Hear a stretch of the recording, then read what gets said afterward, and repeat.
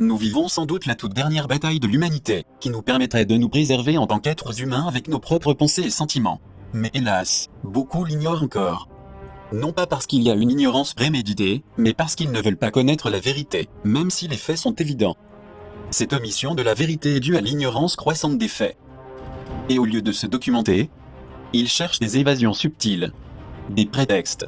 Sinon ils tombent dans l'angoisse, dans des phobies, des peurs, l'hystérie, la panique, l'irritabilité, et dans toutes sortes de comportements incontrôlés qui nuisent à notre santé mentale. C'est pourquoi il y a une augmentation considérable des mauvais traitements, des automutilations et même des suicides. Mais comment faire comprendre aux gens que le fait de connaître la vérité et d'appliquer un peu de bon sens nous aiderait à endiguer tous ces états psychologiques négatifs? Il est clair que l'objectif est d'intensifier une psychose et une paranoïa collective aux proportions gigantesques, vu qu'une deuxième vague du virus plus virulente que la précédente, prévue à l'automne, est déjà à nos portes. Mais pourquoi la deuxième vague plus virulente prévue en octobre a-t-elle été avancée? Est-ce parce qu'il y a de plus en plus de personnes éveillées, et que l'élite craint que leur spectacle macabre puisse s'effondrer? Est-ce pour cela qu'ils cherchent à confiner la population? Les gens n'ont-ils pas encore découvert que l'objectif est d'établir un eugénisme mondial, et de semer la terreur partout en supprimant des emplois, en anéantissant l'économie, en se débarrassant des opposants ou des activistes qui dérangent, et des seniors qui ne créent pas de bénéfices? Ce qui interpelle énormément, c'est que toutes ces mesures graves et injustes prises contre l'humanité, qui ont déterminé qu'on devait respecter la distanciation sociale, ont fait que les personnes deviennent plus tristes, plus silencieuses, plus éloignées et inexpressives, comme si nous étions tous infectés par la peste noire. Plus surprenant encore, actuellement il se passe quelque chose d'invraisemblable en Angleterre.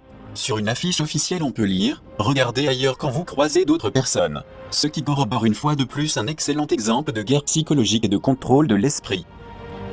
Vu les circonstances, il est urgent de poursuivre nos objectifs. N'hésitons pas à nous documenter pour mieux comprendre ce qui se passe sur le plan social, afin que l'éveil individuel et de masse nous libère du terrible karma qui pèse sur l'humanité. Manquer la dernière chance de se réveiller et mettre l'élite ou le 1% hors d'état de nuire?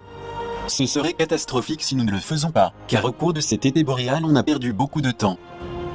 Nous insistons sur le fait qu'au lieu de nous immerger dans des crises et toutes sortes de comportements incontrôlés, la chose la plus urgente pour notre survie est de nous battre pour être des gens courageux, déterminés et sûrs de ce que nous faisons, afin d'exiger nos droits qui nous correspondent à juste titre. Puisque les gens expriment leur mécontentement et sont très fatigués de tant de mensonges et de tromperies à l'égard de la population mondiale, et on dirait que ça continuera.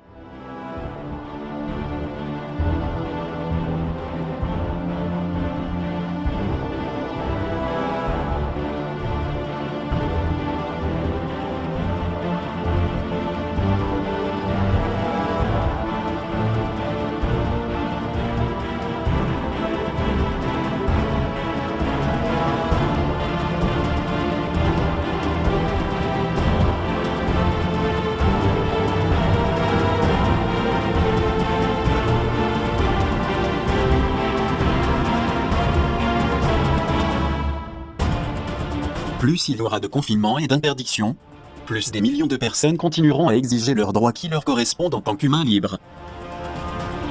Si nous ne réagissons pas de façon massive, le pouvoir machiavélique et sa psychologie sombre ne se reposeront pas, jusqu'à ce que nous soyons une fois de plus enfermés chez nous comme de vrais criminels. D'autre part, il y a ceux qui ignorent les faits réels et se laissent emporter par une peur ou une terreur paralysante. Un découragement pour la vie, ou le sentiment de manque d'énergie et de faiblesse, qui nous conduit à un pessimisme et à la négativité envers tout. C'est ainsi que l'on perd la volonté et l'envie de nous dépasser.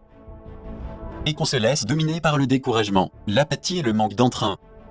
En d'autres termes, l'intelligence émotionnelle et l'automotivation si importante pour la survie disparaissent en nous entraînant dans une déconnexion de la réalité, accompagnée d'états dépressifs, d'angoisse, de stress, ainsi que d'une infinité de sentiments négatifs. Tout ce que l'on obtient, c'est d'endommager davantage la santé jusqu'à ce que la mort s'ensuive. Mais comment pouvons-nous être si faibles au point de nous laisser emporter par une spirale de pessimisme, de mélancolie et de découragement, alors qu'ils ne cherchent qu'à créer une pandémie de peur pour avoir les gens à leurs pieds? Pourrons-nous nous libérer de l'esclavage pour devenir plus indépendants? Comme ça a toujours été, en sachant que la liberté de circulation et la liberté d'expression sont des droits naturels pour la vie familiale et pour notre bien-être, comme ça a toujours été le cas dans les pays démocratiques? Ou sommes-nous prêts à continuer à céder notre liberté personnelle et collective, pendant que nous restons enfermés dans nos foyers comme dans une sorte de prison familiale? Indéniablement, ce que cherchent les psychopathes de l'élite du pouvoir mondial est la privation totale de nos libertés, la famine, la pauvreté et la mort, comme jamais auparavant dans la longue histoire des siècles. Cela ressemble clairement à l'œuvre célèbre de l'écrivain anglais Aldous Huxley, Un monde heureux, où il décrit une société parfaite, mais au sacrifice de ses libertés et du libre arbitre. Une société meilleure grâce au système parfait de contrôle social.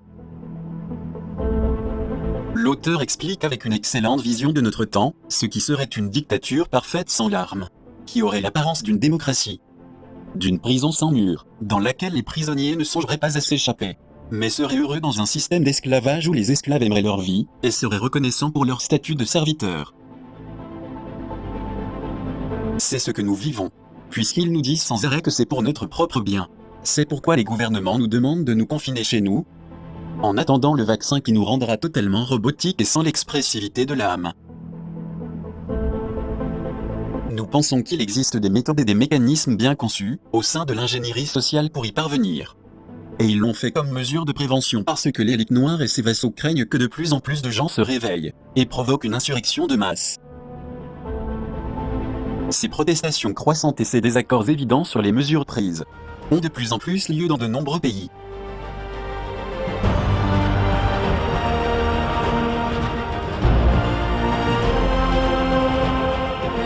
Ce sont des manifestations en dehors des partis politiques, avec des revendications sans couleur ni drapeau idéologique. C'est uniquement la société constituée de citoyens libres, portant la bannière de la liberté, qui exprime leur rejet vis-à-vis de la grande tromperie mondiale menée par les maîtres du monde.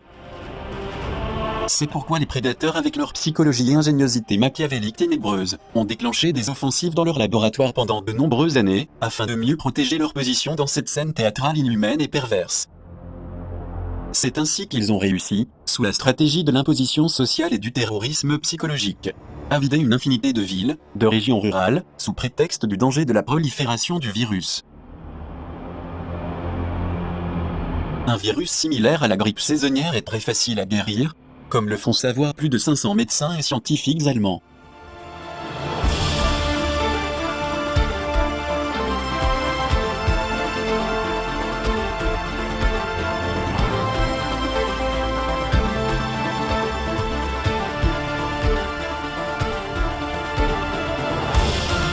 Il y a de plus en plus de censure facultative et scientifique. Et beaucoup de personnes croient toujours ce que disent les gouvernements.